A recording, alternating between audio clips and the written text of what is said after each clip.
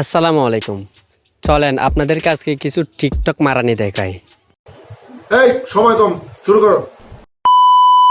Makeup করন লাগে না, চুলের কাটিং ঠিক থাকলে আঙ্গর নায়কের মতো লাগে।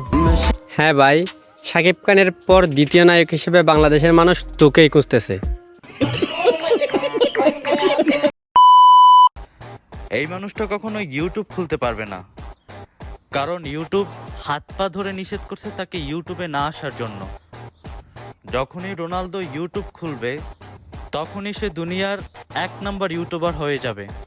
মিস্টার বিস্টের তখন খানাও থাকবে না, আর ইউটিউব তাকে এত টাকা দিতেও পারবে না। সাথে সাথে ইউটিউব ক্রাশ করবে।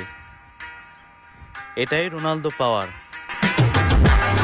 রোনালদোকে নিয়ে তো অনেক গলাবাজি করেছো, কই মিস্টার বিস্টের দ্বারে কাছেও তো আসতে পারলো না।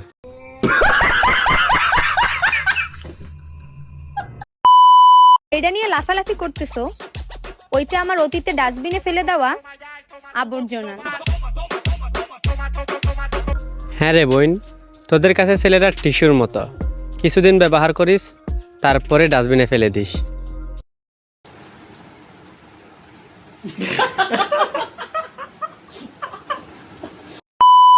কেন নিয়তির কাছে বারে বারে হেরে যায় মানুষ সেমন।